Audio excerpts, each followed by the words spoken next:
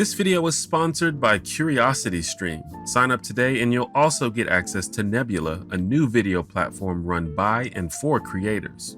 So for those that don't know, I have a voicemail inbox that you can call to leave me a message. You can check the description for more information about that. You can say hi, leave feedback, ask a question, vent, breathe creepily into the phone for 3 minutes, whatever you want to do really. Just so you know, I generally cannot personally respond to the vast majority of these messages. There are simply too many. However, I do listen to and read every single one of them eventually. Sometimes it takes a few months to get caught up. I apologize for that. However, the messages that I get sometimes inspire my video topics, and sometimes I actually make videos directly responding to the questions that I get in those voicemails. You can also actually text the number if you'd rather do that, but those messages are much less likely to make it into a video. Now, sometimes I get really good questions, but I don't think I have enough to say about them to constitute a full video. So I thought that for this video, I would respond to a few of those types of questions that I've received over the past few months. Hi, I'm T1J. Follow me.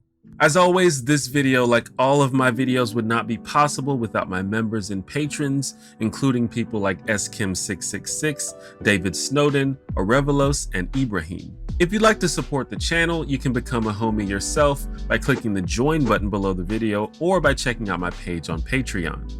So, let's check the voicemail.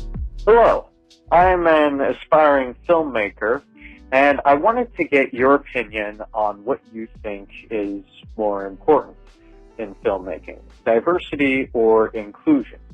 For the purpose of this discussion, a diverse film would be a film in which the characters have multiple different backgrounds, races, cultures, etc. Whereas a inclusive film would be a film that focuses on one or two specific groups that aren't really represented in filmmaking right now. So, for example, Black Panther in the Marvel Cinematic Universe is an example of an inclusive film because, I mean, there aren't a lot of films that focus on the sort of African culture that that film tried to convey. But it's not really a diverse film because, for the most part, every character in the film is black. So, which do you think is more important in filmmaking? Diversity or inclusion? Thank you. Well, the easy answer to this question is, why don't we have both? But if we dig a little deeper, we have to think about the context in which a question like this might be asked. Interestingly, when Stan Lee and Jack Kirby created Black Panther, they were trying to address a lack of mainstream black comic book superheroes. So under this working definition, that would be diversity more than inclusiveness. However, as the caller suggested, the film version is more of a celebration of Black and African culture than a gesture of diversity. By the way, rest in peace, Chadwick Boseman. In my opinion, diversity in media is important for several reasons. For one, particularly if the media takes place in America, it's just closer to reality. Now, if your movie takes place in like Wyoming or something, I don't expect to see a lot of people of color. But it's wacky how many movies and TV shows take place in cities like New York and Los Angeles, two of the most racially diverse places in the country, yet you see nothing but white people on the screen. Diversity in media also promotes workplace and income equality because that means people other than white folks are also getting jobs in TV and film. So I believe that positive and realistic representation of minorities is important in shaping people's attitudes towards others who come from different backgrounds, as well as affecting the self-determination of young people who engage with the media.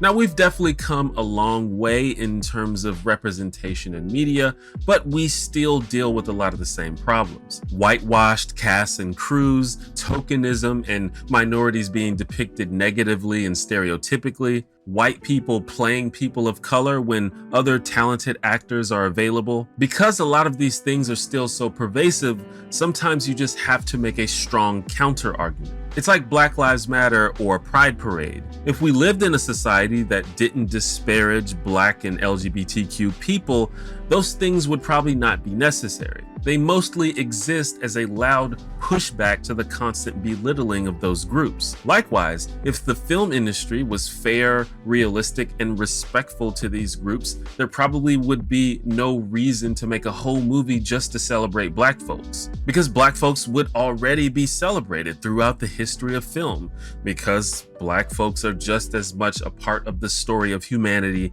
as anyone else. So I guess the answer I'd give is that we'd love to live in a world where every TV show and movie was both diverse and inclusive, but unfortunately we don't live in that world. Sometimes we just have to be loud and proud, otherwise those stories may never get told. Hi, I'm calling because I'm having an ethical dilemma I hope you can help me with, and I'm struggling with how to word this exactly, so I'm going to just tell a story that sort of exemplifies the dilemma and then explain further. So a while ago, some people on Twitter that I follow, a Black group on Twitter, was having beef with another, a representative of another Black movement. And at the time, my response was just to stay out of it and not like or retweet any of their positions because I didn't want to be seen as endorsing a specific viewpoint on what Black people should be doing for their own activism. But later, I still follow that group, but I don't follow the people they were having conversation with or boosting their positions because I feel that their positions were incorrect and harmful. But I also feel that even that sort of feels like I'm sort of tacitly endorsing that one group's position. To me, I just don't know how to reconcile this desire that I have to boost Black voices, but also I don't, because Black people aren't a monolith, I also have to be selective about whose voice I boost, but I also don't want to be somehow telling Black people which voices are worth listening to. I hope that makes sense. And if you have any suggestions on how I can resolve that issue, I would very much appreciate it. Thank you. Bye. So recently, a lot of people have expressed interest in finding, supporting, and boosting Black voices. And this sort of necessarily involves white people sort of taking a back seat and listening to what Black groups and Black people have to say. But I think that some people interpret this as an instruction to be passive, like they're being put on the bench and waiting for someone to call their number. And I don't think that's really the case. You're still a person, you still have agency, you still have a voice, you still have values. And I think you should continue to live your life according to your values, just with the understanding that on certain issues, your perspective may be limited. So it seems like this caller's dilemma is that they want to boost Black voices, but they also don't want to tell Black people who they should and should not be listening to. But by being selective in which Black voices they boost, it appears that they are doing just that. Now, it would be easier to answer this if I knew which exact Black voices were being discussed, because it is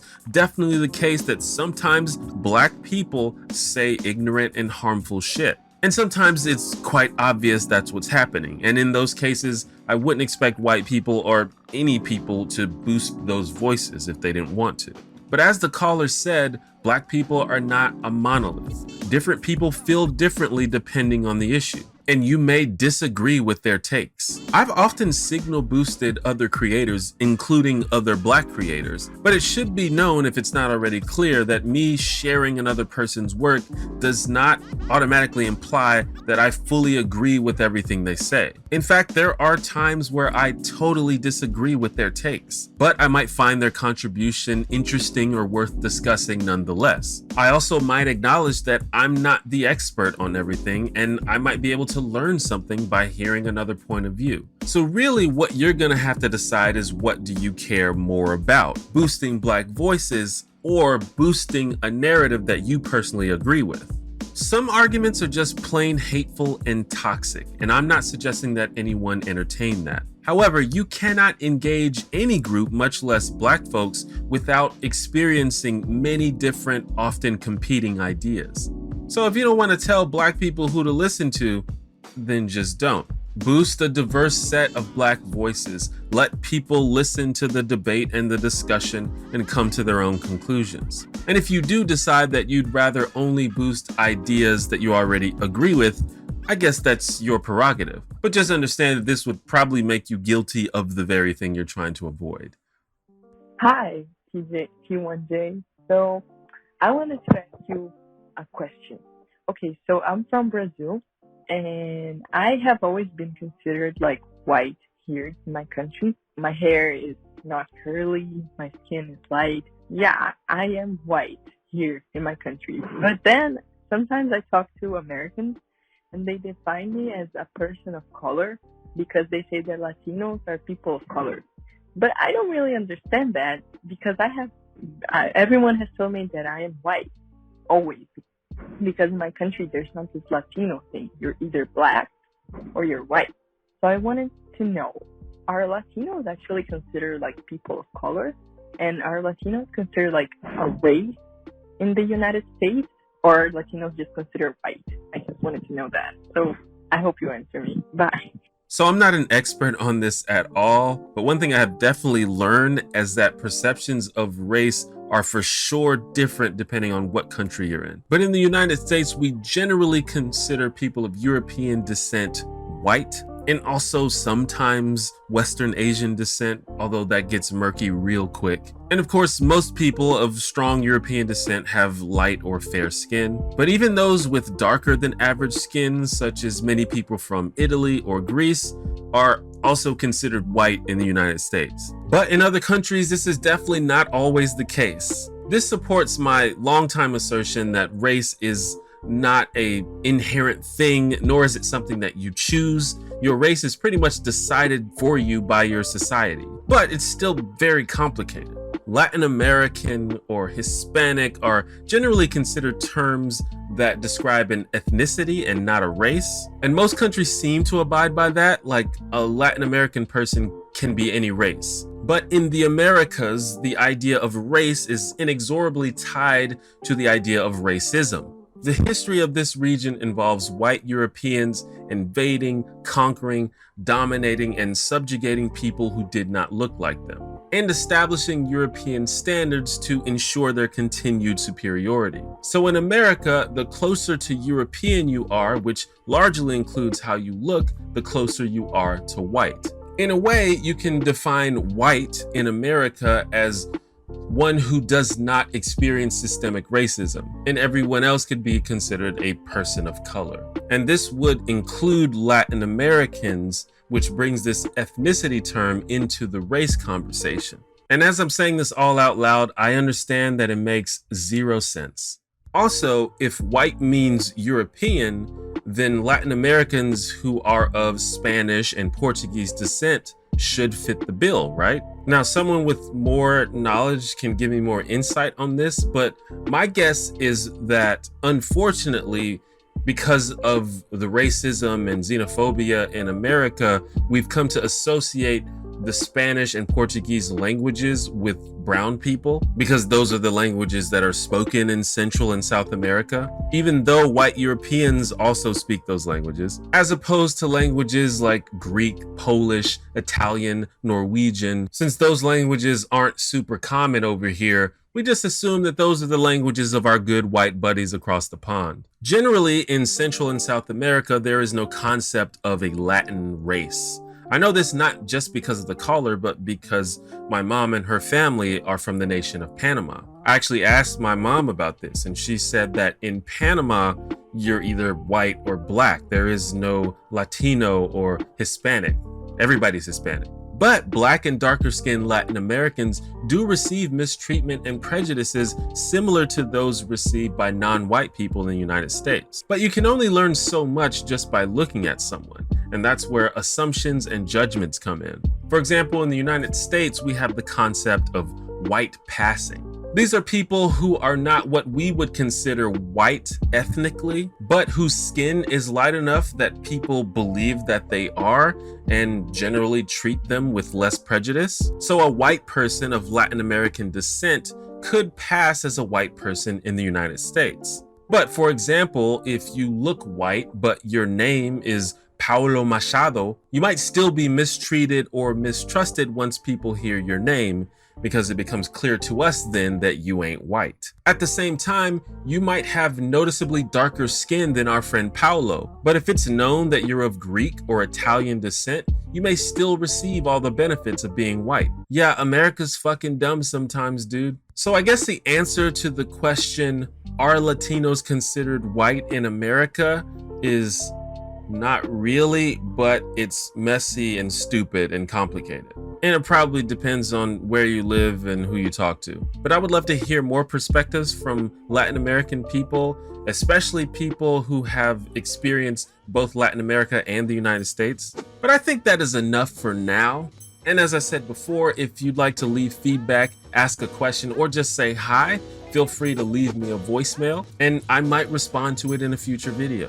And again, while I do listen to and read all of the messages, it is very unlikely that you will receive a personal response. If you want to increase the chances that I will respond to you, you should try email. By the way, did you know that you could watch this video as well as all of my future videos on Nebula with no ads or sponsor message? Nebula, if you didn't know, is a new video platform owned by smart creators, including myself, but also others you may have heard of like Cat Black, Sarah Zed, Knowing Better, and many more. Nebula was built to give these creators another place to share their content without having to worry about pleasing some all-knowing YouTube algorithm. But it's also a place where creators can experiment with other types of content that might be otherwise hard to fund or coordinate, or which might not exactly get a ton of views on YouTube. These often take the form of Nebula Originals, which can only be found on Nebula and nowhere else, such as the collaborative project Working Titles, where different creators break down and analyze the opening titles of their favorite TV shows. To help us accomplish these goals, we at Nebula have partnered with CuriosityStream, who has graciously sponsored this video. CuriosityStream is of course a great streaming service with thousands of documentaries and nonfiction titles with topics ranging from history, science, pop culture, you name it. So it's a perfect fit for people who are interested in the smart and thoughtful content you'll find on Nebula. So we worked out a deal where if you go to curiositystream.com/T1J and sign up using the code T1J, you'll also get access to Nebula absolutely free. To make it even better, for a limited time, CuriosityStream is offering 26% off its annual plan. That brings the total cost of a yearly subscription down to less than $15 a year. That's less than $1.25 per month for both CuriosityStream and Nebula. After signing up, I suggest checking out Tricky Memory, a documentary that explores just how unreliable human memory can be and how easily it can be altered. And once again, just go to curiositystream.com/T1J and enter the code T1J to get full access to both CuriosityStream and Nebula. And remember, by supporting sponsors like CuriosityStream, you not only get access to 2 great services, but you also support me and a whole community of great creators.